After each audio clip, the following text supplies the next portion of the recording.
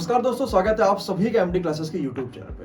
तो इस इंटरव्यू की श्रृंखला में आज हम मिल रहे होंगे सौरभ गुप्ता सर से, जो आयकर विभाग में 2013 से कार्यरत है और 8 सालों से ज्यादा एक्सपीरियंस आपको as a income tax inspector पे आप कैसे काम करते हैं, क्या वर्क प्रोफाइल होता है, कितना आपके पास प्रेशर होता है और भी आपके पास दुनिया भर की जितनी भी बातें होंगी वो सब कुछ आपको इंटरव्यू में जानने को मिलेंगी। तो स्वागत करते हैं सौरभ गुप्ता सर का एमडी क्लासेस के यूट्यूब चैनल पे। नमस्कार सर। दोस्तों, आप सभी को पता है कि एसएससी 2022 में जहां पे आपके पास 37,000 से ज्यादा भर्तियां देखने को मिली थी, तब से कई सारा ऐसा नया बच्चा है जो सीजन की तरफ आ रहा होगा। और आपको पता, अगर हम पिछला इतिहास देखेंगे तो बच्चों में यही हाइप क्रिएट होता है कि इनकम टैक्स इंस्पेक्टर की अगर हमें पोस्ट मिलती है तो लाइफ में कई सारे बदलाव देखने को मिलेंगे और भी कई सारी चीजें आपको मिलेंगी। तो क्या ये वाकई में सच है या सिर्फ इनकम टैक्स इंस्पेक्टर में हम काम करके जो है इसको ओवररेटेड कर रहे हैं कि नहीं, इसमें बहुत अच्छी चीजें होंगी या प्रमोशंस काफी होगा, वो सब कुछ आपको जानने को मिलेगा जब आपके सामने ऐसे लोग मिल रहे होंगे जिनके पास 8 सालों से ज्यादा इस डिपार्टमेंट में काम करने का जो है वो एक्सपीरियंस है। चलिए शुरुआत करते हैं इंटरव्यू में और सबसे पहले जानेंगे कि सर, इनकम टैक्स इंस्पेक्टर की अगर हम बात करेंगे तो इनकम टैक्स डिपार्टमेंट बहुत ऐसा डिपार्टमेंट है कि हर बच्चा चाहता है हम इसमें जाने को मिलेगा। तो क्या सिर्फ एसएससी सीजीएल एक ऐसा रास्ता है जिसके थ्रू हम इनकम टैक्स में जा सकते हैं? इसके लिए मैं बताना चाहूंगा कि आयकर विभाग में स्टेप बाय स्टेप जाने की करीब 3 या 4 प्रतियोगी परीक्षाएं हैं। जैसे सबसे पहले जो हम लोग बोलते हैं कि MTS मल्टीटास्किंग स्टाफ, जो हम लोग सबसे नीचे से स्टार्ट करते हैं, तो उसके लिए SSC MTS का एग्जाम होता है, जो अभी मैं देख भी रहा हूँ कि कई सारे MTS के एग्जाम लगातार हुए भी हैं, अभी भी शायद MTS के एग्जाम चल रहे हैं और अगला आने वाला भी नोटिफिकेशन है। तो पहला हो गया एज ए MTS। फिर क्या होता है कि आते हैं टैक्स असिस्टेंट। यहाँ पर मैं बताना चाहूंगा MTS की जो सैलरी है वो करीब 24,000 रुपए के आसपास बैठती होगी। मतलब उनका जो ग्रेड पे है वो 1900 GP है। हालांकि जब से 7 पे कमीशन आया है तो पे मैट्रिक्स आ गई है, तो लेवल 2 लेवल 3 करके एग्जैक्टली अभी नहीं याद है, बट 1900 GP पे जो भी सैलरी बनती है। दूसरा आने का जो डिपार्टमेंट में आप इंटर कर सकते हैं एज ए टैक्स असिस्टेंट, कर सहायक के रूप में, जिनका ग्रेड पे होता है 2400। तीसरा आप आते हैं डिपार्टमेंट में as a income tax inspector, जिनका ग्रेड पे होता है 4600 पे। अब यहाँ पर एक बात बताना जरूरी है कि अब देखिएगा, एक ही एग्जाम है जिसमें आप 2400 ग्रेड पे से टैक्स असिस्टेंट बनते हैं और उसी एग्जाम से अच्छे थोड़े नंबर लाने पर आप 4600 ग्रेड पे यानी कि इनकम टैक्स इंस्पेक्टर बनते हैं। तो इनकम टैक्स में अगर आपको जाना है इस डिपार्टमेंट में तो आपके पास मौके हैं एसएससी MTS के थ्रू, जिसमें जो है सबसे हम बेसिक शुरुआत कर लेंगे वहां से इनकम टैक्स डिपार्टमेंट में जाने की। फिर हम जो है यहाँ पर सीजीएल के थ्रू भी जा सकते हैं, वहां पर भी हमारे पास 2 अवसर जानने को मिलेंगे। और इसके बाद में एक जो सबसे हायर पोस्ट है जिसको हम IRS बोलते हैं, एज ए असिस्टेंट कमिश्नर, जो आते हैं वो UPSC हमारे पास में लोक सेवा आयोग से, जो IRS इंडियन रेवेन्यू सर्विसेज होते हैं। यहाँ पर अभी एक चीज मैं आपको बता दूं, आपके स्टेनोग्राफर का भी आपने सुना होगा। आज SSC स्टेनोग्राफर का भी एग्जाम कराती है, जहां एज ए स्टेनोग्राफर भी आप इनकम टैक्स में आ सकते हैं। और अच्छी बात यह है कि स्टेनोग्राफर से आप इनकम टैक्स इंस्पेक्टर भी बन सकते हैं। अच्छा। तो ये तो मतलब पहली जितनी भी नीचे की है वो SSC कराती है, नाम अलग अलग है, MTS, स्टेनोग्राफर और CGL, अगला UPSC। इसके अलावा जो ज्यादातर लोग नहीं जान पाते हैं या जिसका एक ब्रॉडर बोलते नहीं है कि एक्सपोजर नहीं है अभी हमारे देश में, जो हम लोग स्पोर्ट्स कोटा की वैकेंसी आती है, हर जोन की आती है, कई सारे बच्चों को नहीं पता होती। तो मैं जो बच्चे स्पोर्ट्स में बहुत रुचि रखते हैं, और जाहिर सी बात है सर, जो बच्चे दिन भर स्पोर्ट्स करते हैं उनकी एकेडमी कहीं ना कहीं थोड़ा सा कमजोर होती है, तो उसके लिए कई सारी सरकारी विभागों में इनके लिए स्पोर्ट्स कोटा की वैकेंसी तय होती है, जिसमें आप TA, MTS या इंस्पेक्टर बन करके आ सकते हैं। तो ये भी वैकेंसी आपको न्यूज़पेपर के थ्रू समय समय पर मिलती है। और इसकी अगर आप जानकारी लेना चाहते हैं तो आप incometax.gov.in एक साइट है, इनकम टैक्स की एक ऑफिशियल साइट है, जहां पर स्पोर्ट्स कोटा संबंधी जानकारियां आपको मिल जाती हैं। ठीक है, तो आपने देखा कि इनकम टैक्स डिपार्टमेंट अगर आप जाना चाहते हैं तो सिर्फ सीजीएल एक रास्ता नहीं है, रास्ते कई सारे हैं। आप एमटेएस के थ्रू भी जा सकते हैं, आप चाहे तो यूपीएससी में सिलेक्शन लेके आईआरएस के थ्रू भी यहाँ पर जा सकते हैं, और स्पोर्ट्स में अगर आप अच्छे हैं तो आप वहाँ के थ्रू भी इनकम टैक्स डिपार्टमेंट में जा सकते हैं। अब बात करेंगे, जैसा सर रहा कि पिछले अगर हम एसएससी की बात करेंगे तो टॉप 10 में से 6 से 7 ऐसे बचे जिन्होंने आईटीआई को चूज किया था। आईटीआई का मतलब है इनकम टैक्स इंस्पेक्टर को चूज किया था। तो ऐसा कुछ है कि इनकम टैक्स को कहा जाता है कि भाई इसमें सिलेक्शन लेना, या बच्चे मैक्सिमम जो इसी चीज को सोचते हैं, कहीं ऐसा तो नहीं इसको ओवररेटेड ज्यादा कर रहे हो हम लोग? ये कहना कि ओवररेटेड है, एक्चुअली कभी कभी क्या होता है ना कि जैसे आपको दाल चावल खाना पसंद है, किसी को पनीर खाना पसंद है, तो कोई नॉनवेज वाला आया तो उसको नहीं कि हमको चिकन ही पसंद है। तो ये थोड़ा सा क्या है कि जिस चीज को हम देखते कम है उसको हम ज्यादा पाना चाहते हैं। तो एक्चुअल में है क्या कि जो वैकेंसीज हैं इनकम टैक्स इंस्पेक्टर की ऑल ओवर इंडिया, जो हर साल दर साल आती, एक तो कम होती है। आप अगर आप मैं ऐसे इसको समझिए कि करीब जैसे हम केवल सीजीएल की बात करें तो करीब करीब 32 से 34 तरह की वैकेंसी आज है, मतलब 34 वैकेंसीज हैं। तो इसमें अगर आप ढूंढने जाएं तो लगभग मिल जाते हैं। जो नहीं देखने को मिलते हैं ज्यादातर, तो आपको इनकम इंस्पेक्टर बहुत नहीं मिलेंगे और सीबीआई में सब इंस्पेक्टर नहीं मिलेंगे। तो अगर आप देखेंगे तो कमोबेश सीबीआई सब इंस्पेक्टर और इनकम टैक्स इंस्पेक्टर लगभग सेम जाति, लेकिन हुआ क्या यहाँ पर सीबीआई में कुछ फिजिकल स्टैंडर्ड सेट कर दिए गए। इनकम टैक्स इंस्पेक्टर में क्या है कि आपका किसी भी तरह का कोई फिजिकल स्टैंडर्ड नहीं है। ये बात आप लोग ध्यान दें, मैं चाहूंगा कि इस पर थोड़ा तवज्जो देनी चाहिए कि कई बार वैकेंसीज में मेडिकल स्टैंडर्ड बड़े हायर होते हैं कई पोस्टों के, तो इनकम टैक्स में थोड़ा कम है। जैसे कई सारे ऐसे पोस्ट में हाइट भी चाहिए होता है, हाइट भी चाहिए, सारी चीजें चाहिए। जैसे अगर मुझे अच्छे से याद है तो सीबीआई सब इंस्पेक्टर के लिए 166 सेंटीमीटर है, उसकी हाइट चाहिए। और अगर एक्साइज में भी बात करें तो शायद 155 या 160 सेंटीमीटर चाहिए होता है। तो इसलिए बच्चे जब कभी थोड़ा सा कहते हैं ना कि नौकरी एक बार मिलनी है और व्हाइट कॉलर जॉब है, सभी लोग जानते हैं, तो एक रुतबा तो खैर है ही है, क्योंकि आप क्या करते हैं ना, हिंदुस्तान की उस 0.1 पॉपुलेशन को गवर्न करते हैं जो शायद मतलब क्रीमी ऑफ द क्रीमेस्ट लेयर है, तो हाई बनना तो बनता ही है।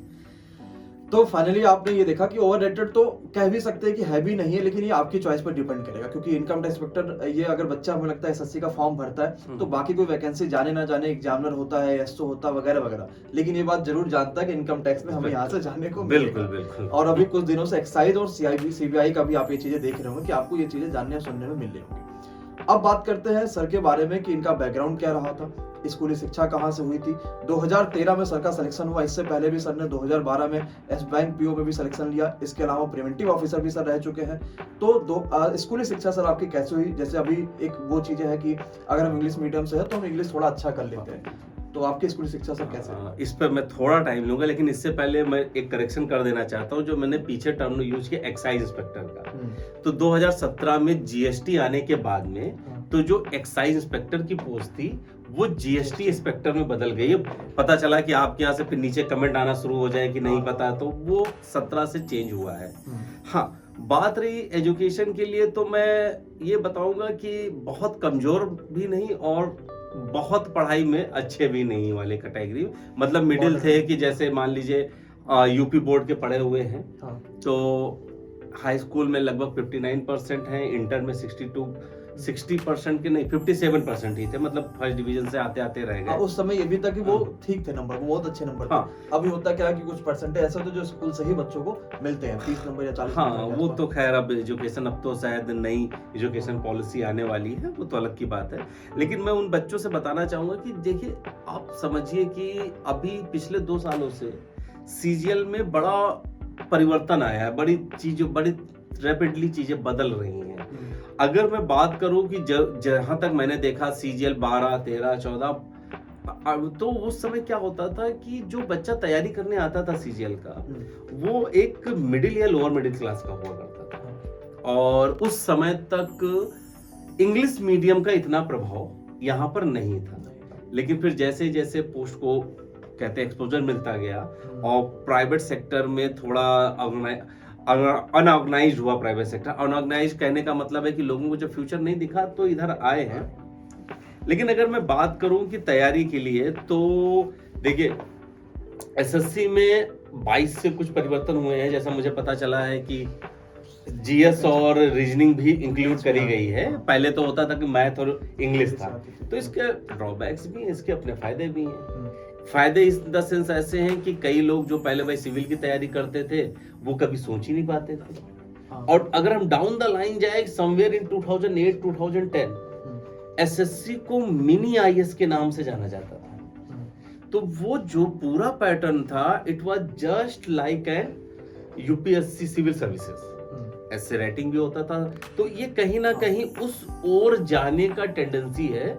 हो सकता है फ्यूचर में कुछ और परिवर्तन देखने को मिले। इसमें एसएससी में पहले जो इंटरव्यू भी हुआ करता था। हाँ, इंटरव्यू हुआ है अप टू, अगर मैं सही हूँ तो 2017 शायद लास्ट इंटरव्यू था। हाँ, अब रही बात तैयारी की, बच्चे तैयारी मतलब कौन करे कौन ना करे। एक बेसिक सा सवाल आता है कि बच्चा आया, जब मतलब 2012 वगैरह में मैंने कोचिंग भी पढ़ाई, तो बच्चा आकर के सबसे पहले ये पूछता था कि सर हम तैयारी करें कि ना करें। तो पहली बात तो ये है कि ना करने का कोई वजह नहीं है, करने की बहुत सारी वजह है। आपको खुद का असेसमेंट करना है, आपका लेवल क्या है। बाकी आपको देखना ये है कि मैथ और इंग्लिश में आपकी कितनी जबरदस्त पकड़ है। बेसिक है, उसके लिए मैं कहूंगा कि थोड़ा हाई स्कूल वगैरह को अगर आप ट्यूशन पढ़ाते हो तो आप तैयारी में आ सकते हैं। जरूरी क्या हो जाता है ना, हर साल वैकेंसियां जो होती हैं वो 8 या 10 हजार के आसपास होती हैं। फॉर्म पढ़ रहे हैं 35 या 36 लाख। आई थिंक मैं शायद आपका कल का ही कुछ वीडियो देख रहा था, उसमें आपने कुछ बताया है कि फॉर्म करीब 30 लाख के आसपास पढ़ पड़े। मोटा मोटी 70 से 80% बच्चे अपेयर हो जाते हैं। 20 लाख में से केवल 10,000 सेलेक्ट होते हैं। तो उन 10,000 की क्वालिटी को समझना एक बड़ी चीज है।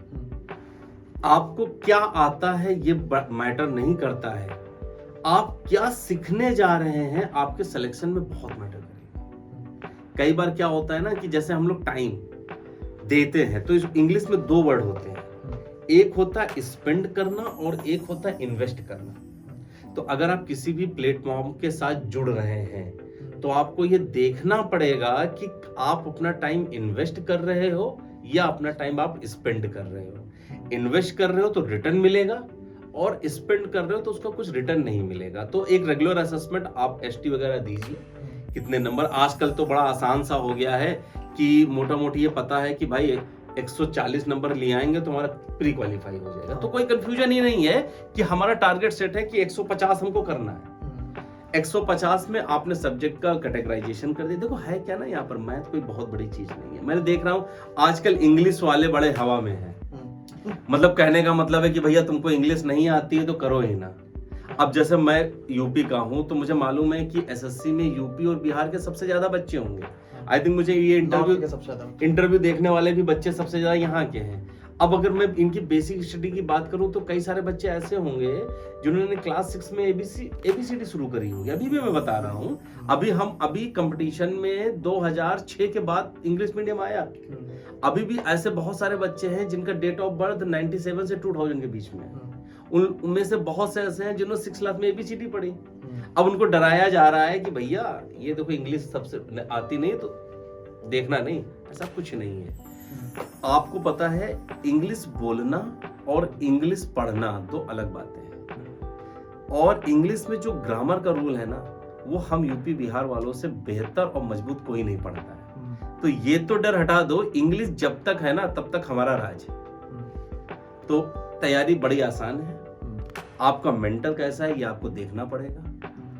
आप क्या कर रहे हो, आपके अंदर का इंप्रूवमेंट। जैसे एक छोटी सी बात है कि आपने पढ़ना शुरू किया, आपके प्लेटफॉर्म पर भी मैंने देखा है कई अच्छी क्लासेस आपकी खुद की हैं जो मिलियंस में मुझे व्यूज दिखाई दे। कुछ मैंने देखा तो बच्चे ने देखा, जैसे मान लीजिए परसेंटेज पढ़ने आया, सत्यम सबको मान लेते हैं कि अभी ये पढ़ा रहा है। परसेंटेज में उसने 1 हफ्ते आपकी क्लास करी। मैं आप लोगों के लिए बोल रहा हूँ, 1 हफ्ते बाद सबसे पहले आप ये असेसमेंट करिए कि सर की क्लास के बाद आपको कितनी चीजें नहीं पता चली। इनको एक डायरी में नोट करिए। आपका कहीं ना कहीं 10 से 11 हो जाएंगे। देखिए सिलेक्शन एक रात में नहीं होता है, लेकिन एक रात जरूर होता है। हम लोग जब पढ़ते थे तो हम लोग यही बात बोला करते थे तो वो रात कौन सी आएगी, उसके लिए आपको पहले बहुत रातें खराब करनी पड़ेंगी। बिल्कुल। तो अभी जो है एक सबसे बड़ा जो क्वेरी है वो ये होता है कि जैसे अभी अपने टाइम में अगर हम लोग बात करेंगे तो जब हम ग्रेजुएशन कर लेते हैं या हम पोस्ट ग्रेजुएशन कर रहे हो तो हमें पता चलता है एसएससी ऐसी भी पोस्ट होती है गवर्नमेंट वाली। एग्जैक्टली। लेकिन अभी जैसे नॉर्मल इस समय में देखेंगे तो बच्चों को पहले ही पता होता है कि हम 12th के बाद एसएससी करेंगे या 12th के बाद हम बैंक करेंगे, ये चीज होती है। तो आपको सर कभी पता चला था कि एसएससी या एसएससी ऐसी चीजें भी होती है जिसकी हमें तैयारी करके गवर्नमेंट हम जॉब ले सकते हैं? इसका तो यार मतलब बताएं कि आप बड़ा मतलब इसको मौकरी समझेंगे या आप जॉब कहेंगे। मेरा ग्रेजुएशन 2007 में कंप्लीट हुआ था। उस समय एज 20 साल की रही होगी, तो 20 साल में ग्रेजुएशन कंप्लीट। तो एक नशा था कि हमको डिफेंस में जाना है। जैसे मैंने सीडीएस का मैंने अगर 10 बार एग्जाम दिया तो 10 एसएसबी तो वो दिए। अच्छा। प्लस एनसीसी स्पेशल एंट्री होती है, जहां पर मैंने एनसीसी का भी दिया, एनसीसी स्पेशल एंट्री से एसएसबी दी। तो एक पागलपन होता है, जैसे कुछ बच्चे अगर डिफेंस वाले इसमें होंगे ना, वो जानते होंगे कि अगर आपको डिफेंस में जाना है ना तो आपको कुछ नहीं समझ में आता है कि क्या होता है। तो घर वालों का एक प्रेशर आया करता था कि अब इसके अलावा क्या, इसके अलावा क्या, भाई सबके घर वाले सोचते हैं। तो हम क्या कहते थे घर वालों से कि देखो ये कर लेने दो, अगर इसमें नहीं हुआ ना तो एक एसएससी है, उसमें ए से लेकर के जेड तक नौकरी है। मतलब इसमें बताऊंगा, अगर आप पहले पोस्ट प्रेफरेंस देखेंगे तो उसमें A B C D E F Z करके, अब तो खैर कोड बनाए गए हैं B01 B02। तो घर वालों से जैसे पिताजी पूछे तो क्या करोगे, तो एसएससी है, क्यों एसएससी नहीं मिले? तो हमने कहा अरे ए से लेकर जेड तक नौकरी है, तो कोई ना कोई XYZ हम ले लेंगे। और शायद अगर उस समय मुझे ये पता होता कि income tax inspector, excise inspector बनने के चांस इधर भी हैं, तो प्रोबेबली हो सकता था कि ये सिलेक्शन का टाइम पहले भी होता। लेकिन हाँ, जब भी हुआ सेटिस्फैक्टरी मोड पर हुआ, और आज जहां पर भी है पूर्णतः सेटिस्फाइंग है। चलिए, तो फाइनली आप सभी को पता है कि जब सर का सिलेक्शन हुआ प्रिवेंटिव ऑफिसर पे या एज ए जो है इनकम टैक्स इंस्पेक्टर पे, तो यह एसबीआई पीओ पे। तो इसमें होता क्या है, जैसे अभी ये चीजें होती है कि हम अगर 2-3 जगहों पे, अभी पहले ट्रेंड था, अभी भी लगभग चलता रहता है कि हम सिलेक्शन दिखाते हैं कि हमने 4 बार सिलेक्शन ले लिया, 5 बार ले लिया, 6 ले लिया। लेकिन अभी बच्चों के मन में सबसे बड़ा ये सवाल होता है कि सर अगर आपने 4 सिलेक्शन लिया, 3 सिलेक्शन लिया, तो बाकी की जो पोस्ट आपने छोड़ी है वो तो पोस्ट बेकार चली गई। ये तो पॉइंट है, मुद्दा है। आजकल मैं भी देख रहा हूँ कि यूट्यूब पर एक बड़ा सा ट्रेंड चला है, 7 टाइम सेलेक्टेड, 5 टाइम सेलेक्टेड। पहले क्या होता था, मैं अब आपको बताऊं कि मेरे जो 7-8 सिलेक्शन है, फाइनल सिलेक्शन है 7-8, उसमें से 5 सिलेक्शन केवल 2012 के हैं। मतलब 2000, कहते हैं ना कि जब आप तैयारी करते हो ना तो लाइफ में एक साल ऐसा आता है कि वो बिल्कुल गोल्डन पीरियड होता है, उसमें आप कहीं भी कुछ भी कर दीजिए, सब मामला ठीक है। तो वो 2012 में मेरे बैंक के जितने एग्जाम दिए गए सारे क्वालिफाई हो गए। एसएससी भी दिया गया, जिसमें प्रिवेंटिव ऑफिसर की पोस्ट मिली चेन्नई पर, मैंने जाकर के जॉब भी किया, बड़ी अच्छी पोस्ट रही। तो 6 सिलेक्शन वो थे। तो अब एक साल में भाई कोई भी बच्चा है वो एक नौकरी लेके नहीं चलता, और मेरे जैसा बंदा जो पहले 5 साल डिफेंस में पूरी तरह डूब चुका था। तो कहते नहीं कि 2012 में हालत वो थी कि द्वारपाल से लेकर राज्यपाल तक कुछ भी मिल जाए। कहते ना कि लखनऊ से लेकर के अंडमान निकोबार तक कहीं मिल जाए, लेकिन नौकरी मिल जाए, वो हालत थी। तो 2012 में दिन ठीक था, पढ़ाई शायद उस मोड़ पर आ चुकी थी, जो दिया गया सब में सिलेक्शन हो गया। तो वहां पर मैं नहीं मानूंगा कि नौकरी वेस्ट हुई। मतलब भाई चाहिए था तो मैंने अलग अलग लिया। हाँ, 12 के बाद में जब चेन्नई गए तो 12 का जो अगर देखेंगे तो 2012 में जो स्टेट एलोकेशन था, उस समय क्या था, इनकम टैक्स डिपार्टमेंट का स्टेट एलोकेशन एसएससी ही कर देता था। मतलब मैं आपको बताऊं तो 2012 शायद 13 में नहीं था, 12 तक क्या होता था कि जब आप फॉर्म भरते हैं तो फॉर्म में आपसे पोस्ट प्रेफरेंस लेता था और उसके साथ में स्टेट प्रेफरेंस ले लिया जाता था। तो हम लोग को आरटीआई आजकल तो बहुत कुछ पता नहीं होता था। तो उसमें क्या हुआ था कि पोस्ट में मैंने सबसे ऊपर प्रिवेंटिव ऑफिसर रख दिया था, मुझे नहीं पता था। अब जिनको नहीं पता वो ध्यान दें कि प्रिवेंटिव ऑफिसर और एग्जामिनर एक ऐसी पोस्ट है जिनकी पोस्टिंग केवल कोस्टल एरियाज में ही होती है। कोस्टल एरिया मतलब कैसे, गुजरात में कस्टम नहीं है, मैं पहले बता दूंगा आपको। इधर से पकड़ते हैं मुंबई, गोवा, कोची, चेन्नई और आंध्र प्रदेश में विशाखापट्टनम, और ऊपर चले आइए कोलकाता। अगर आप प्रिवेंटिव ऑफिसर बनते हैं या एग्जामिनर बनते हैं तो यहाँ जॉब करने के लिए तैयार रहिएगा। तो अब पता था नहीं, मिल गई, चले गए। तो जब आप साउथ जाते हो ना तो सबसे पहले आपको अपने घर की याद आती है।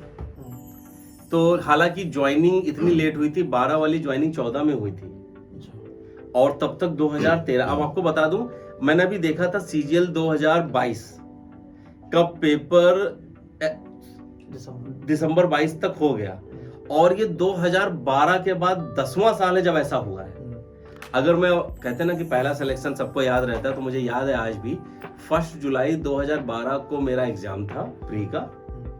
रिजल्ट आया था 13-14 अगस्त को। 12 सितंबर को मेंस हुआ था। उसके बाद अक्टूबर 15-16 में मेंस का भी रिजल्ट आ गया था। नवंबर में डीबी स्टार्ट हो गए थे। दिसंबर में इंटरव्यू हुआ था और फरवरी 13 में फाइनल रिजल्ट आ गया था। तो वो स्पीड मुझे आज दिखाई दे रही है। तो 8 महीने का, हाँ 8 महीने का हो जाता है। लेकिन उसके बाद क्या हुआ, एसएससी में एक ऐसा मतलब कहते हैं ना कि एक बैरियर आया कि 13 वालों में, पहले 13 वाला जो एग्जाम हुआ था वो पहले तो एग्जाम हुआ, फिर कैंसिल हुआ, वो जाके 15-16 में चला गया। उस बीच में 14 वाला भी हो गया। तो क्योंकि देखिए लखनऊ आना था तो मैंने 13 वाला एग्जाम दे दिया था। इनकम टैक्स इंस्पेक्टर मिल चुका था लेकिन अभी भी स्टेट एलोकेशन नहीं हुआ था। मीनवाइल क्या हुआ, एक्साइज इंस्पेक्टर मिल गया जिसमें मुझे वो भी स्टेट प्रेफरेंस चला गया। तो जैसे ही मुझे अपनी जगह प्लेस मिल गई लखनऊ जहां मुझे जाना था, तो मैंने खुद दिल्ली वालों को, मतलब एक्साइज इंस्पेक्टर वालों को मैंने लिख करके भेज दिया था कि now I am not interested to join this post as state allocation for income tax inspector for CGL 13 has been done and I have got my desired place.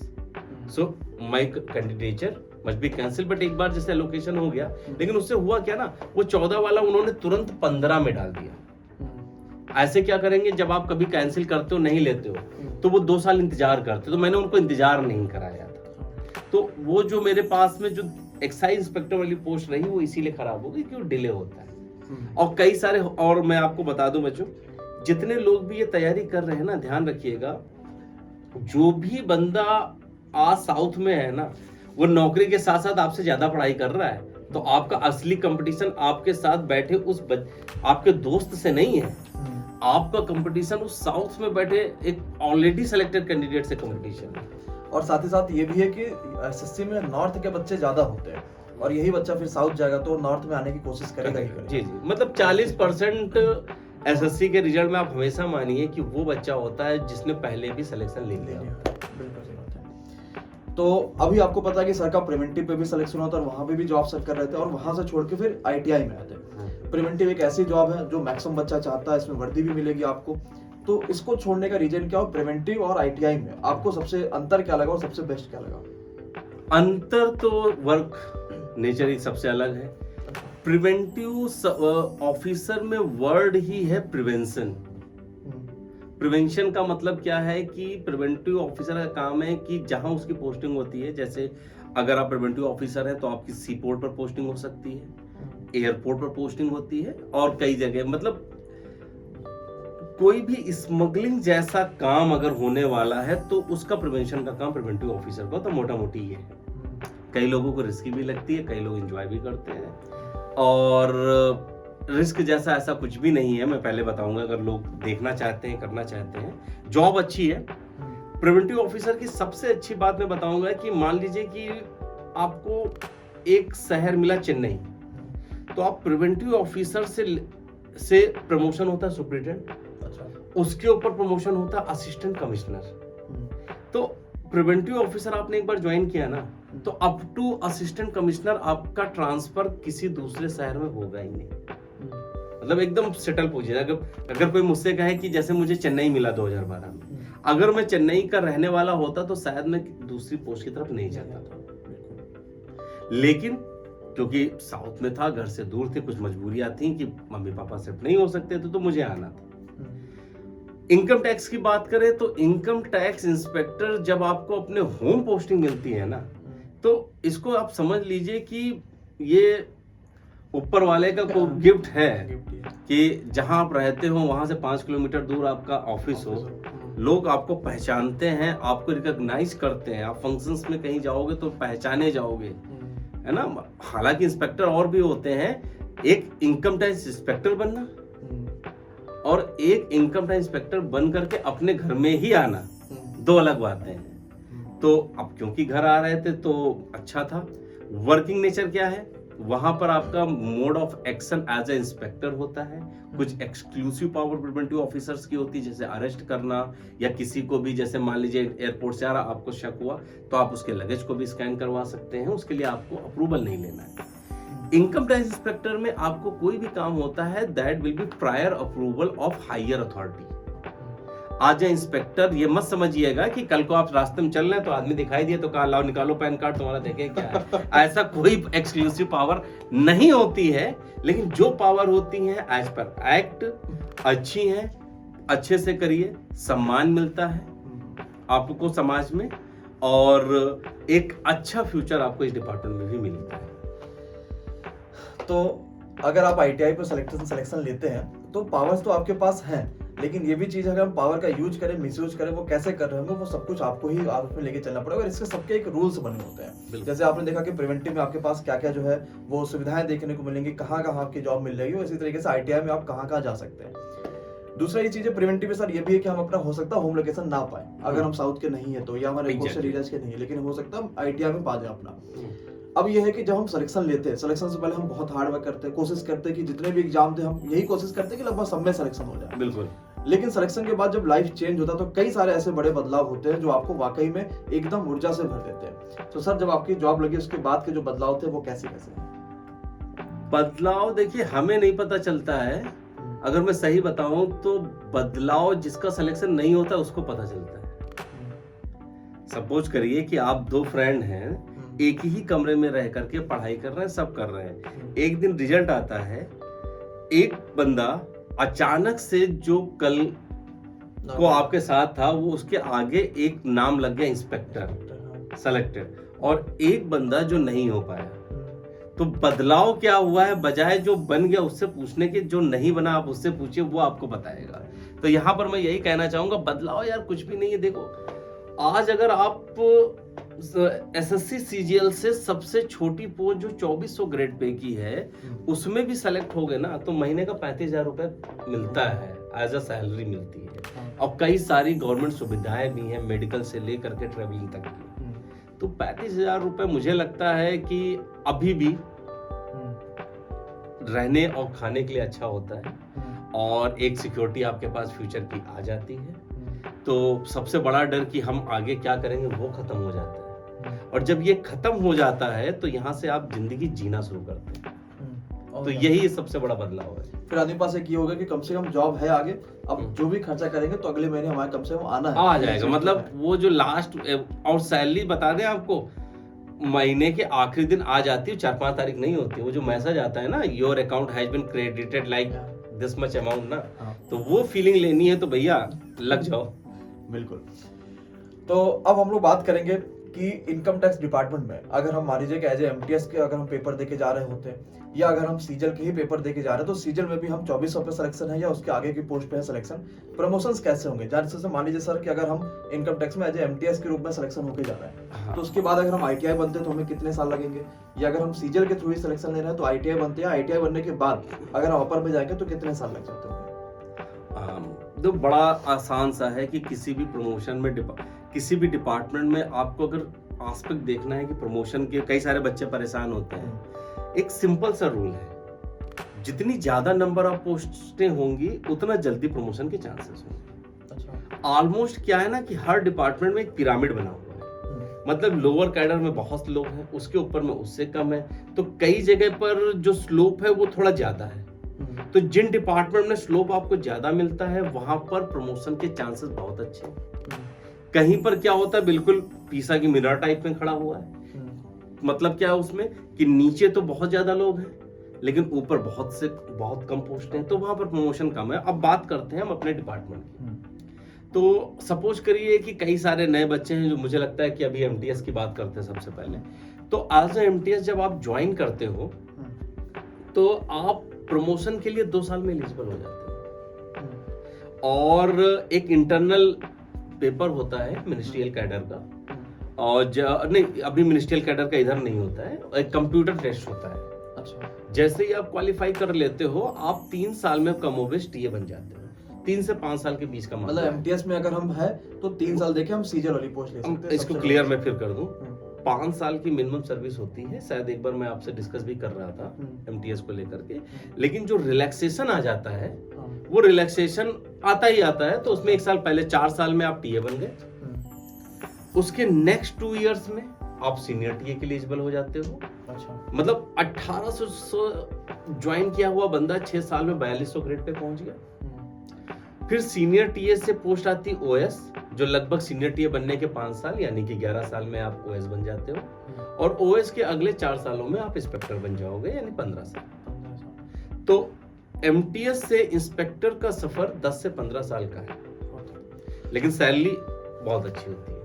और प्लस जैसे अभी आपको इसी साल जो है रिलैक्सेशन देखने को मिला था। हाँ, अभी रिलैक्सेशन आया हुआ है कि जिसमें जो लोग दिसंबर 2024 में अपने प्रमोशन के लिए एलिजिबल होते, तो ओटीआर एक शब्द होता है, वन टाइम रिलैक्सेशन, तो उसमें वो लोग दिसंबर 2023 में ही एलिजिबल हो रहे हैं। और उनकी वैकेंसी रिपोर्ट क्या होता है कि वो वैकेंसी पोजीशन ले लेता है दिल्ली, फिर वो वैकेंसी हो सकता है कि might be added to the CGL 24, जहां पर मुझे लगता है कि ज्यादा वैकेंसी आप लोगों को देखने को मिलेंगी उसकी वजह से।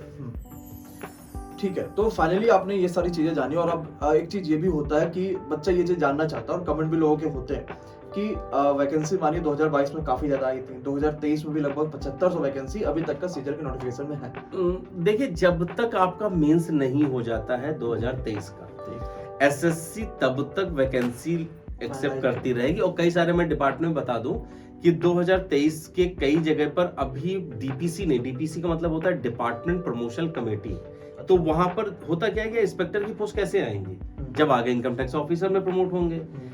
जीएसटी इंस्पेक्टर की पोस्ट कैसे आएंगी, जब सुपरिटेंडेंट में प्रमोट होंगे। तो क्या है ना कि अभी कई सारे department through out the year, कई तो जाकर के दिसंबर में अब दिसंबर तक प्रमोशन होते रहते हैं, तो एसएससी यहाँ पर दिसंबर तक लेगी वैकेंसी।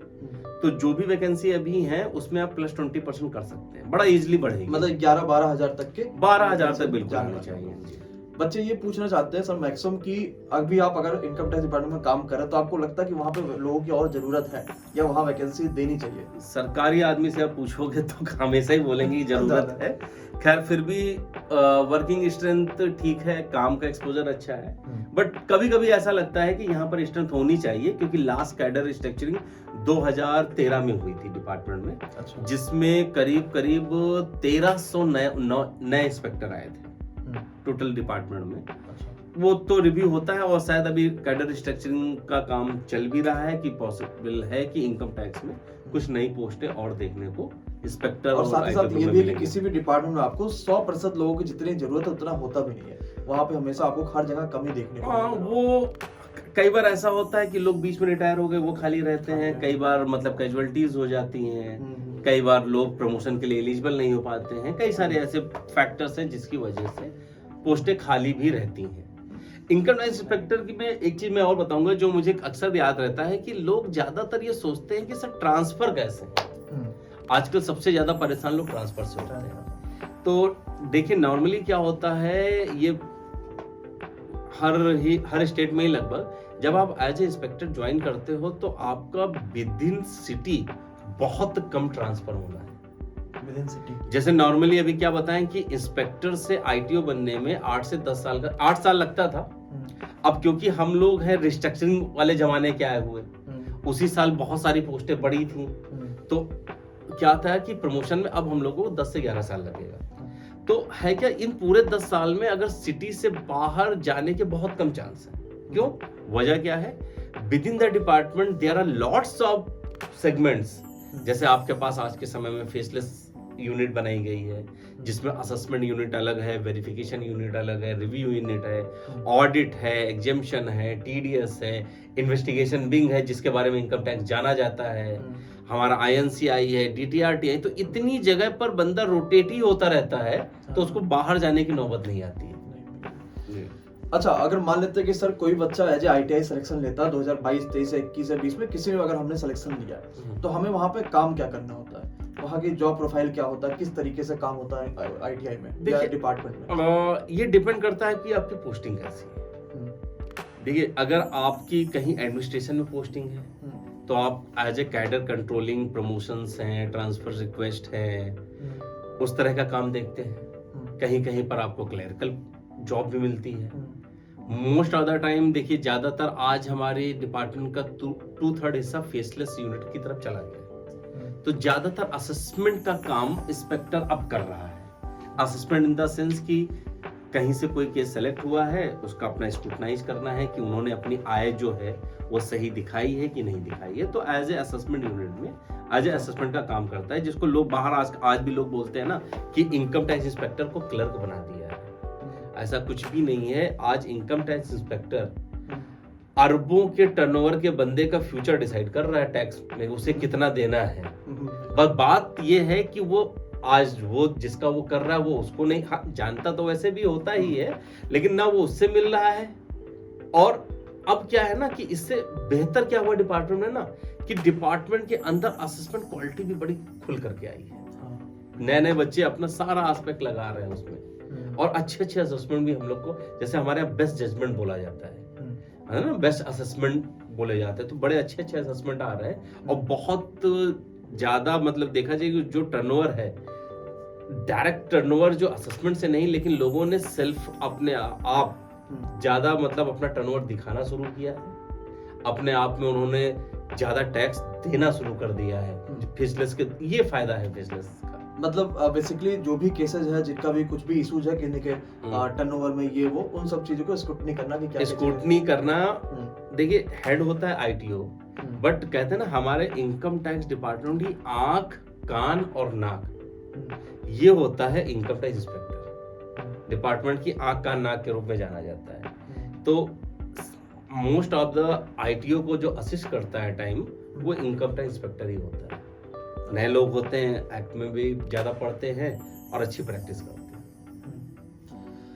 अब जैसे होता क्या है कि अगर हम किसी बड़े आदमी की मानिए हमारे पास कोई फाइल आ गई जो कि करोड़ों अरबों या जो भी उससे ऊपर का ट्रांजैक्शन हो रहा है, तो कभी कभी होता क्या कि बहुत सारे प्रेशर ऊपर से आने लगते हैं कि ये प्रेशर है, वो प्रेशर, या इस पूरे डिपार्टमेंट में काम करने के साथ साथ क्या क्या प्रेशर जो है वो देखने को मिलते हैं? क्या वो वाकई में बहुत प्रेशर वाली जॉब है?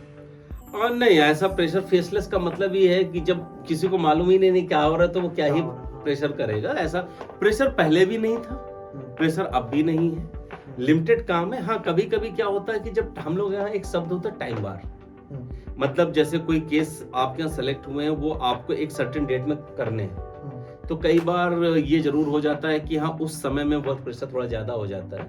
तो ठीक है भाई, अगर हम 8 महीने आराम किए हैं तो 4 महीने हम 24 घंटे भी काम कर लेंगे। कैसा भी हुआ, ऐसा कभी भी हुआ सर किसी की फाइल आई हो, आपको लगा ये तो बहुत खतरनाक सा आदमी, इसकी फाइल हम उसको दे देते हैं? नहीं, ऐसा कुछ नहीं होता भाई। देखिए, फेसलेस मैंने बताया ना, फेसलेस का फायदा क्या है, समझिए बात। नहीं, उसमें नाम लिखे रहते होंगे कि इनकी ये फाइल है, तो उसको क्या पता किसने किया है? करिए आप। हाँ, ये भी सही बात है। तो आप बिल्कुल एक्ट पर डटे रहिए, ईमानदारी से काम करिए, डिपार्टमेंट में फ्यूचर आपका बहुत अच्छा है। बिल्कुल। अब इनकम ITI में जाने के बाद हमारा ये होता है कि कभी कभी होता है कि किसी एक जॉब से मूव जाते हैं और हमें लगता है यार अब ITI इनकम टैक्स में हमें नहीं रहना, हमें उनका अच्छा लग रहा है कि उन्होंने GST लिया या जो भी चीजें लिया या अदर कुछ भी हो सकता है। तो ऐसा कोई चांस है कि अगर हम इनकम टैक्स में है तो हम किसी दूसरे डिपार्टमेंट प्रमोशन के थ्रू या किसी और के थ्रू चले जाए, या कोई दूसरा वाला अगर चाहे कि इनकम टैक्स में आना है तो वो आ सकता है? नहीं, ऐसा मतलब नहीं है। मैं इस पर थोड़ा क्लेरिफिकेशन दूंगा कि देखिए, नेचर ऑफ वर्क जब आपका चेंज हो रहा है तो ऐसा तो है ही नहीं कि आदमी उस पोस्ट से बोर होता है। एक शब्द है डेपुटेशन। तो क्या है कि कुछ ऐसे डिपार्टमेंट हैं जहां पर ऑन रेगुलर बेसिस रिक्रूटमेंट नहीं होते हैं, जिनकी या तो स्ट्रेंथ बहुत कम होती है। तो वो क्या करते हैं कि जैसे CBI की स्ट्रेंथ बहुत कम होती है, आप ED में देख सकते हैं, एनफोर्समेंट डिपार्टमेंट में, या DRI में है, डिपार्टमेंट ऑफ रेवेन्यू इंटेलिजेंस है। तो इनमें क्या होता है कि लोग और जैसे और बहुत सारे आपके स्टेट गवर्नमेंट के हैं, यहाँ तक कि नार्कोटिक्स में भी एज ए डेपुटेशन। तो मान लीजिए आप इनकम टैक्स में काम करते हैं, आपका परफॉर्मेंस बड़ा अच्छा है, आपको लगता है कि एक्सपोजर बाहर भी है, तो आप एज ए डेपुटेशन आप CBI में भी जा सकते हैं डिपार्टमेंट्स। आप ईडी में जा सकते हैं, नारकोटिक्स में जा सकते हैं, मतलब अलग अलग तरह से मतलब वो लोगों का- एग्जाम देके कोई एग्जाम नहीं है इसमें। अच्छा, कोई आपका एक exam पर्टिकुलर आप अप्लाई करते हैं, हाँ। वहां से पोस्ट निकलती है। जैसे अभी कुछ दिन पहले मुझे याद आ रहा है, नारकोटिक्स में निकली हुई थी, कई सारे लोग जाते हैं। तो इससे क्या होता है ना, मैं उन बच्चों से बताना चाहूंगा जो साउथ में है और किसी कारणवश नॉर्थ नहीं आ रहे हैं, तो उनके लिए एक डेपुटेशन एक बड़ी अच्छी चीज है। वो डेपुटेशन पर ईडी में, सीबीआई में, अब सीबीआई में जैसे मेरे ही कई सारे जानने वाले लोग हैं जो कस्टम में चेन्नई में थे। अब मेरा लग अच्छा था, मैं एग्जाम से इधर आ गया, वो नहीं आ पाया, तो इस समय वो सीबीआई में एज ए डेपुटेशन पर 5 से 6 साल आपको टाइम मिल जाता है। तो ये कहना कि साउथ जाके मैं फंस गया, बेटा फंस नहीं गए हो, जहां हो अच्छे से काम करो। आपकी एनुअल एक अपार लिखा जाता है, एनुअल परफॉर्मेंस रिपोर्ट, अच्छे नंबर लेकर के आओ, दूसरे डिपार्टमेंट का भी एक्सपोजर लो, यही सबसे अच्छी चीज है। हाँ, डेपुटेशन पर आपको बेसिक का 25% एक्स्ट्रा भी मिलता है। अच्छा, मतलब मॉनेटरी बेनिफिट भी आपको वहाँ मिलेगा अगर हम जाएंगे किसी दूसरे में। बिल्कुल। और दूसरे से आना पॉसिबल है कि अगर दूसरे डिपार्टमेंट से हमारे ईडी में है, हम जाते हैं इनकम टैक्स। इनकम टैक्स में एक्चुअली में ऑलरेडी स्टाफ है, मैंने क्या बताया, ये depend on the working strength, actual working strength. जैसे स्टेट के बहुत सारे डिपार्टमेंट हैं जिसमें से वैकेंसी आ जाती है, वो लोग क्या डिपार्टमेंट बोल रहा है भाई, हमारे पास में अभी हम डायरेक्ट, जैसे इनकम टैक्स, अब जैसे मेरे डिपार्टमेंट में कहाँ आ सकते हैं, इनकम टैक्स इंस्पेक्टर तो डायरेक्ट आ जाएगा ना, वो एसएससी है, लेकिन इनकम टैक्स इंस्पेक्टर से आप बनते हो इनकम टैक्स ऑफिसर प्रमोशन में। अब क्या है कि अब आपके पास में एलिजिबल कैंडिडेट ही नहीं है जो इनकम टैक्स ऑफिसर बने, तो आप, और आपको काम है, तो आप क्या करोगे, आप फिर दूसरे आप एडवर्टीजमेंट निकालोगे कि भैया इस लेवल के और जो सुपरिटेंडेंट है मान लो दूसरी जगह, वो लोग आए अप्लाई करें, लेकिन हमारे यहाँ ऑलरेडी कई सारे इंस्पेक्टर एलिजिबल है जिनको पोस्ट चाहिए। तो वहां पर जहां पर स्पेशलिस्ट ऑफिसर जैसे डीआरआई में है, वहां पर स्पेशलिस्ट ऑफिसर होते हैं, उनका डायरेक्ट रिक्रूटमेंट नहीं है, उनके एक्चुअल स्ट्रेंथ में क्या होता है कि अक्सर वो पोस्टें खाली पड़ी रहती हैं, तो वो दूसरे डिपार्टमेंट से ले लेते हैं। सीबीआई में इंस्पेक्टर डायरेक्ट रिक्रूटमेंट नहीं है, सब इंस्पेक्टर से इंस्पेक्टर बनने के लिए एक पर्टिकुलर टाइम लिमिट है। वहां पर अभी कभी कभी ऐसा होता है कि इंस्पेक्टर के प्रमोशन के लिए कोई नहीं मिल रहा है, तो वो क्या करते हैं, डेपुटेशन बुला, सीबीआई में एसआई के रूप में हम सीजर के थ्रू ही जाते हैं। सीजल जाते हैं, फिर इंस्पेक्टर कहाँ गया, तो वो एज इंस्पेक्टर आप जाएंगे।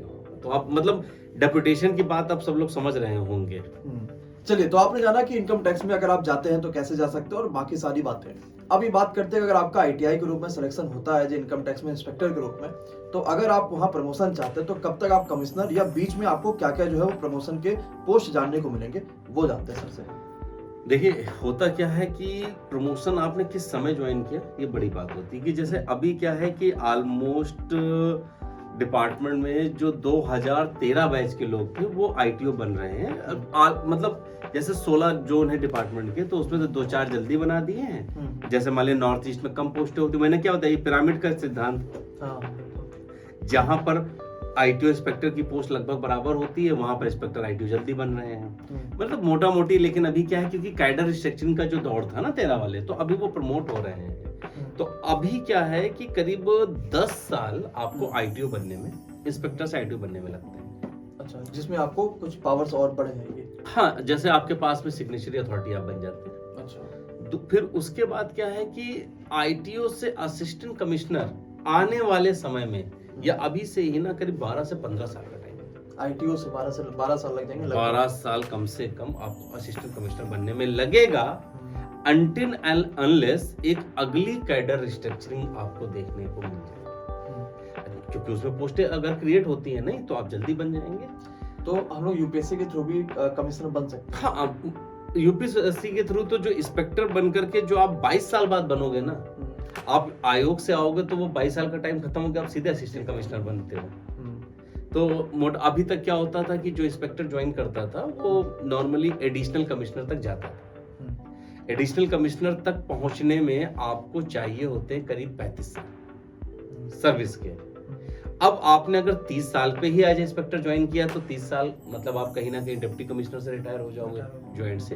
तो नॉर्मली अगर आप 35 साल की सर्विस करते हो तो आप एडिशनल कमिश्नर बन जाओगे। कई बच्चे ऐसे हैं जो 21 या 22 साल में ही डिपार्टमेंट में आ गए हैं, तो उनके लिए चांसेस हैं। कई लोग चाहे जितना बोले ध्यान मत देना, अगर आप 22 साल की एज में डिपार्टमेंट में आए हो तो there are brighter chances to be commissioner in future. जैसा मुझे अभी सुनने में भी आ रहा है, शायद हमारा जो जीएसटी डिपार्टमेंट है, होता क्या है कि जब आप असिस्टेंट कमिश्नर बनते हो तो आपको बोला जाता है डीआर है, आप डायरेक्ट रिक्रूटरी, अच्छा। और इनको प्रमोटी बोला जाता है जो इंस्पेक्टर से बनते हैं। तो शायद उस डिपार्टमेंट में एक सीआईटी पीआर की पोस्ट, मतलब एज ए प्रमोशन वाली पोस्ट भी बनाई जाने वाली है। अच्छा। तो कमिश्नर बनने के चांसेस अच्छे हैं, बस लगे रहिए और टाइमली सिलेक्शन लीजिए। आप 32-33 साल में डिपार्टमेंट में आओगे तो 27 साल में कहाँ ही पहुंचोगे। और अब वो सबसे कह सकते हैं कि इंटरेस्टिंग क्वेश्चन आने वाला, जो उसका बच्चा इंतजार भी करता है और शायद हाइप भी बच्चे इसी वजह से बनाते हैं, क्योंकि मूवीज वगैरह अगर हम लोग देखते हैं तो उसमें रेड जैसे कई सारी ऐसी मूवीज है कि इनकम टैक्स के लोग जाके रेड मारते हैं और कई सारी चीजें होती हैं। तो ऐसा हुआ कि सर क्या सबको ये मौका मिलता है कि आईटी अगर हम सिलेक्टेड है तो हम एज ए रेड में जो है वो जा रहे होते हैं, या आपने इससे पहले कुछ किया होगा, कोई भी रेड होंगे तो उसका एक्सपीरियंस क्या रहा? रेड तो मान के चलिए कि लगभग अगर आप जाना चाहते हो तो डिपार्टमेंट में आपको रेड में शामिल होने का मौका मिलता है। क्योंकि है कि जब कभी भी आप किसी पर्टिकुलर ग्रुप के लिए तैयारी करते हो तो there needs lots of man power. तो लगभग हाँ ये है कि अगर आप इंस्पेक्टर हो तो ऐसा, जैसे लोग बोलते हैं एक इन्वेस्टिगेशन विंग है, उसका कोर काम है, लेकिन उसका कोर काम क्या है कि वो इस तरह के प्रोग्राम बनाती है। अब उसके लिए चाहिए होते बहुत सारे इंस्पेक्टर्स, बहुत सारे आईटीओ, वो पूरे डिपार्टमेंट से मांगे जाते हैं। इन्वेस्टिगेशन वाले क्या है कि हाँ वो साल में मान के चलिए अगर 7-8 रेड में जाते हैं, तो जो अदर यूनिट वाले हैं वो साल में 1 या 2 बार जाते हैं, मतलब रेड में जाते हैं। और रेड का एक्सपीरियंस कई बार बहुत अच्छा भी होता है, कई बार ऐसा होता है कि मान लीजिए कि कई बार ऐसा होता है कि आप 5-5 दिन तक आपको नहाने को नहीं मिलता है। आप मान लीजिए कि कभी स्लॉटर हाउस में फंस गए, अब आपको उसी फैक्ट्री के अंदर बनना है, अब वहां पर आपको देखना है कि कितना मीट है, और मान लीजिए कहीं आप वेजिटेरियन है, सही बात है, समझ रहे हैं ना। और कई बार तो ऐसा होता है कि आपको वॉशरूम तक की सुविधाएं नहीं पता होती, कहाँ जाना है कहाँ नहीं जाना है। तो और कई बार ऐसा होता है कि आप किसी होटल्स में आपको रेट जाने का मौका मिला, तो मतलब वहां पर सुविधाएं आपको मिल जाती हैं कि हाँ यहाँ पर 2-3 दिन हम काट सकते हैं। तो ऐसा अगर सभी हुआ कभी रेड में जो है कि आप किसी के पास गए और उसने आप मतलब कोई टीम गई और उसने भड़का दिया हो कि नहीं भाई ऐसा नहीं वैसा, मतलब होता नहीं कि बड़े लोग हैं तो वो कुछ भी बोल सकते हैं कि हमने यहाँ फॉर्म मिला दिया, ये कर दिया, वो कर दिया। देखिए एक बार रेड करने चले गए तो वहाँ फोन से काम नहीं होता है। अगर कोई और देख रहा तो मुझसे जो मूवी में दिखाता वैसे कट करना वाला कुछ जो है नहीं। देखिए once you are involve in a raid ना, तो वहां पर क्या होता है ना कि हर मिनट की आप रिपोर्ट दे रहे हो जो चल रहा है, और वो नोट हो रहा है, तो वहां पर फोन ऑन करने का कोई मतलब नहीं है। अगर किसी के यहाँ अगर हो रही है तो मैं यही कहूंगा कि आप कोऑपरेट करिए उनके साथ, और जो भी चीजें हैं वो सही बताएं, जिससे कि उन लोगों को भी आपके घर से जल्दी निकलने का मौका मिले। तो ये आप लोगों को कब पता चलता है कि आप लोग को रेड में जाना और यहाँ जाना है?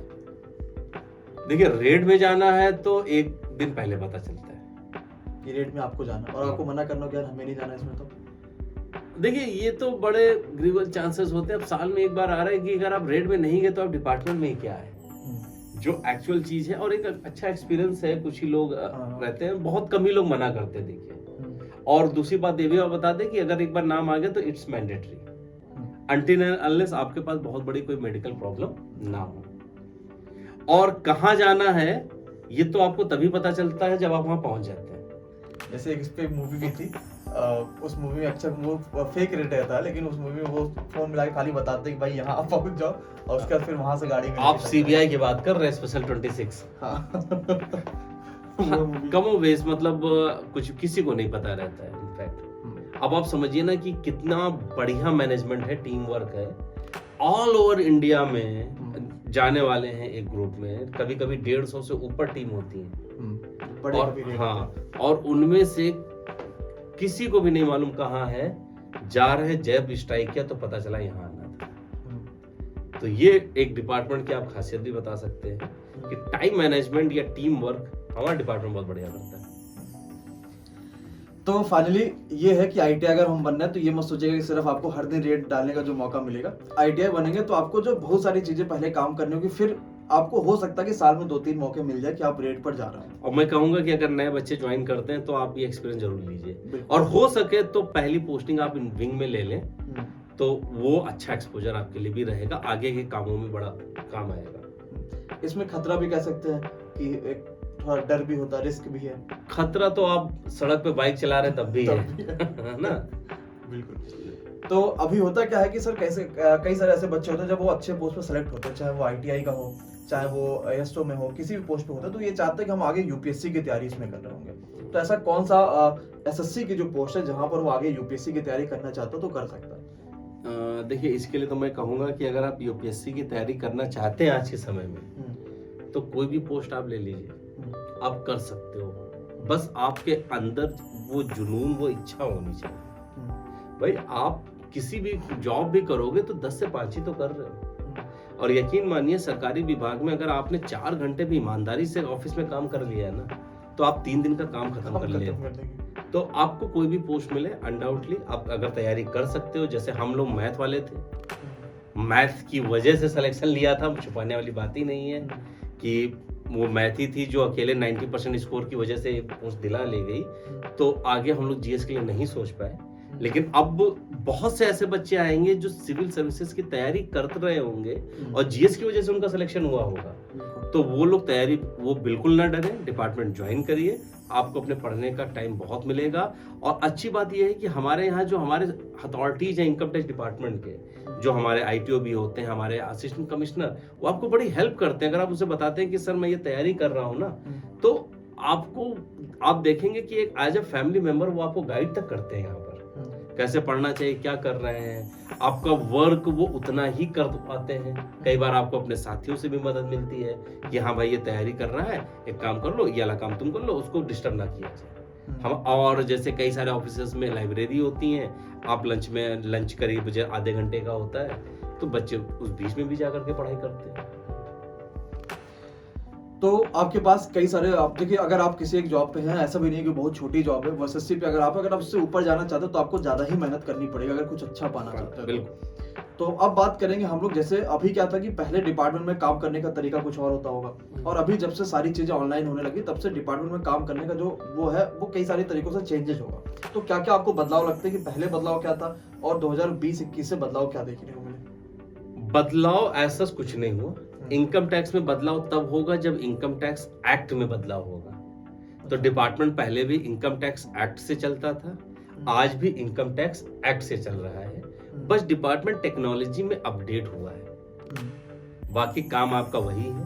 पहले भी जो जहां पर असेसमेंट यूनिट थी असेसमेंट करते थे, रिव्यू यूनिट थी रिव्यू करते थे। अगर हम जो है किसी भी सरकारी जॉब में जाते हैं, चाहे वो आईटीआई हो चाहे एसएससी कोई भी पोस्ट हो, तो हम ये सोचते हैं कि हम कितनी हमें छुट्टियां मिल सकती हैं ऑफिशियल, और हम कितनी छुट्टियां ले सकते हैं? बड़ा इंटरेस्टिंग सवाल है, ध्यान भी दीजिएगा, नोट भी कर लीजिएगा। देखिए, अभी नॉर्मली क्या है कि सेंट्रल गवर्नमेंट में सैटरडे संडे ऑफ हो रहता है, बट अगर जरूरत पड़ी तो बुलाया जा सकता है। देखिए, माइंड में क्या रखिए, 18 आपके पास में गवर्नमेंट हॉलीडे मिलते हैं पूरे ईयर। नॉर्थ के अलग होते हैं, साउथ के अलग होते हैं, बट टोटल 18 के आसपास ही होते हैं। 2 रिस्ट्रिक्टेड हॉलीडेज होते हैं, यानी कि टोटल 20 ये ले सकते हैं आप। 8 आप कैजुअल लीव ले सकते हैं, यानी कि सीएल, और 15 आपके पास में अर्न लीव लेने के चांस होते हैं, यानी ईएल। तो अगर ये मोटा मोटी हम देखें तो 15-8 मतलब साल में 15 नहीं, साल में 30 हो गए टोटल।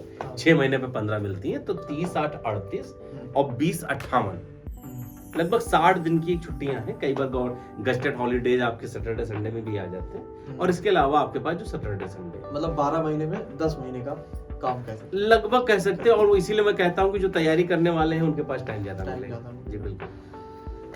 और अभी सर जो बच्चा सिलेक्शन ले चुका है या सिलेक्शन लेने को सोच रहा है कि हम 2023 में सिलेक्शन लेंगे, 24 में लेंगे, आगे जो भी प्लान होगा, डिपार्टमेंट का फ्यूचर क्या है, या बच्चे एज ए इनकम टैक्स में खुद जाके अपना फ्यूचर कहाँ तक का कर सकते हैं, इसके बारे में? ये थोड़ा सा मुझे सुनकर के हंसी आई कि आजकल बच्चा आ रहा है और डिपार्टमेंट के अंदर आया नहीं, वो कैलकुलेशन कर रहा है रिक्रूटमेंट रूल क्या होगा, क्या ये 5 साल हो जाएगा, 10 साल हो जाएगा। अरे बच्चा, ध्यान दो, कहना समझो चीजों को। रिक्रूटमेंट रूल जो भी आएगा, देखिए वो आपके हाथ में नहीं है, वो as per amendment of the government, वो जो आना होगा वो आएगा। लेकिन अभी भी देखो ना भाई, आज भी टीएस से इंस्पेक्टर बनने में 12 साल लग रहे हैं, और वहां पर भी लिखा है कि आप एग्जीक्यूटिव टैक्स बन जाओगे तो 10 साल में प्रमोट हो जाओगे। तो कमोबेश टाइमिंग में कोई डिफरेंस नहीं है।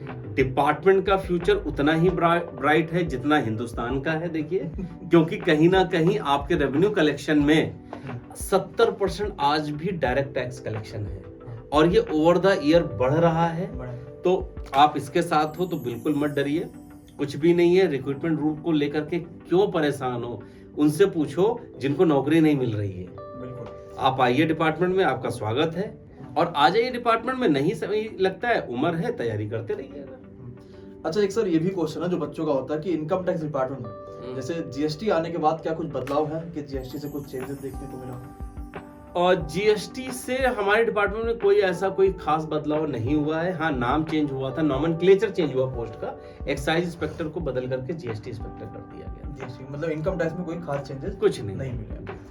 और अब आ चुके हैं इस पूरे इंटरव्यू के सबसे खास पल पे, यानी कि रैपिड फायर पे। रैपिड फायर में वो क्वेश्चन सर से पूछे जाएंगे कुछ भी ऐसे, और सर उसका क्या जवाब देते हैं वो सारी चीज देखेंगे। चलिए भाई, तो रैपिड फायर की करेंगे शुरुआत। और सबसे पहला जो क्वेश्चन है सर आपके लिए कि आपकी पहली जॉब कौन सी थी? पहली job as a home tutor. और पहली सैलरी? 25 रुपए। 25 रुपए पर मंथ? पहला ही 9th क्लास में था, और जो ट्यूशन मिला था क्लास 3rd का था इन 2000। आपका जो है फेवरेट फूड क्या है? मैंगो, सबका होता है। और ऐसी कौन सी जगह है जहाँ पे सर जो है वो जाना पसंद करेंगे? जगह बहुत सारी है। मतलब पहाड़, एक मतलब आंसर देना जो भी आपको लगे कि यार ये सबसे अच्छा प्लेस है जहाँ पर हम जाएंगे।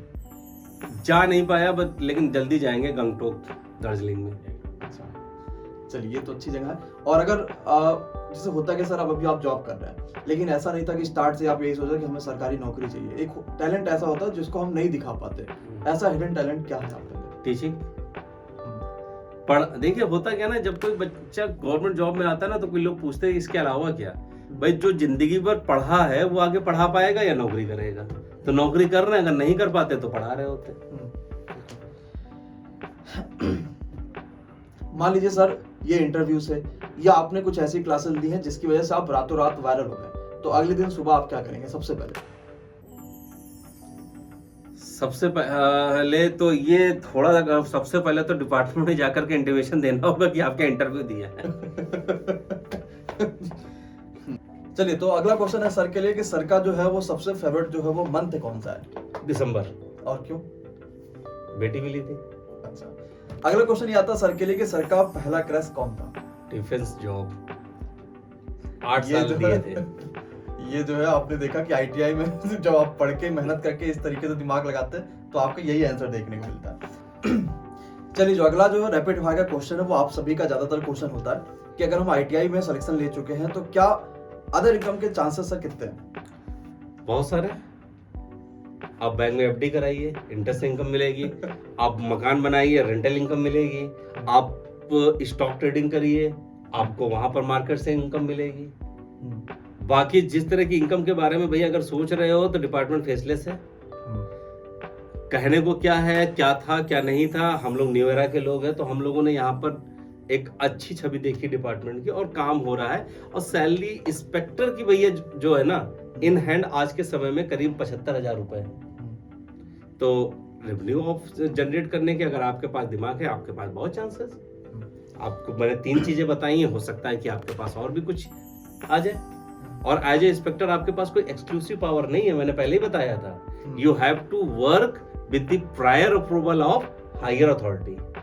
आउट ऑफ द कोड अगर जाने की कोशिश करोगे तो पेपर में अगले दिन नाम आता है जब पूरी दुनिया पढ़ रही होती है। अगला सवाल ये है कि सर से मान लीजिए अगर आपने अभी पेपर दिया होता है एसएससी का, तो आप कौन सी पोस्ट में थे? डिपेंड करता है कि किसमें होम पोस्टिंग मिलती, बट अभी अगर पूछे तो इनकम टैक्स और इनकम टैक्स। और आखिरी सवाल ये है कि एमडी क्लासेस के बारे में 2 शब्द। बेस्ट प्लेटफॉर्म जो मैंने परसीव किया, जो मैंने देखा कि जितना मतलब कंटेंट आप करा रहे हो, महीने के रिचार्ज से भी आपका जो कोर्स फीस है ये कम है। मतलब इनिशियली आपने 2 शब्द बोला था, थोड़ा सा बताएंगे कि इसलिए कि जो आपकी फीस में देखता हूँ ना, कि इनिशियली अगर कोई देखता है कि 249 रुपए में कंप्लीट फीस, तो आदमी क्या ही दे रहे होंगे। बट लिटरली जब मैंने अपने 2-4 रेफरेंस वालों को आपका कोर्स कराया और जो मैंने आपके कंटेंट को देखा, तो it is worth more than 10,000। But आप जो कर रहे हो ना, तो इसको बोलेंगे it just like an social work, कोई नहीं कर सकता है। और शायद मैंने नहीं देखा था अभी तक एसएससी की फीस शायद 1900 के आसपास सबसे कम मुझे दिखाई देती थी ऑनलाइन, जो बच्चे नहीं कर पाते थे। और आज केवल आपकी वजह से, शायद आपने जो शायद पिछले सेशन से ही एसएससी सीजीएल में आपने कदम रखा, शायद आपने कुछ फीस रखी थी 699, और आज सभी की फीस 799 के अराउंड आ चुकी है। तो दैट्स, हाँ, ये मतलब ये आप आज रेवोल्यूशन का काम कर रहे हो, करते रहिए। इससे समाज की पंक्ति में वो जो सबसे आखिरी में खड़ा बच्चा है ना, वो पढ़ पा रहा है। आज उसने बता दिया है कि जो बड़े बड़े फीस वाले थे ना, उनको ला दिया है आपने। तो ये मैं इसीलिए मैं बोलूंगा कि आप क्या कर रहे हो ना, ये सोशल वर्क कर रहे हो और इसको करते रहिए। तो फाइनली आपने इस पूरे इंटरव्यू को देखा, और अगर आप इन पूरे इंटरव्यू को देख चुके तो कमेंट करके अगर आपके पास कोई भी और भी ऐसा क्वेश्चन हो जो हम लोग सर से पूछ सकते हैं, क्योंकि सर ने और भी डिपार्टमेंट में काम किया है, तो आप जरूर कमेंट करके बताइएगा। वीडियो आपको पसंद है तो अपने दोस्तों के साथ वीडियो को जरूर शेयर करिएगा, और अपने सभी दोस्त जो भी एसएससी सीजीएल में जाने को सोच रहे हैं या सीजीएल की जॉब कर रहे हैं या करने वाले हैं, उन सभी के साथ वीडियो को शेयर भी जरूर करिएगा। तो मिलेंगे इसी तरीके से और भी कई सारे मजेदार इंटरव्यू में, तब तक के लिए आप सभी का धन्यवाद।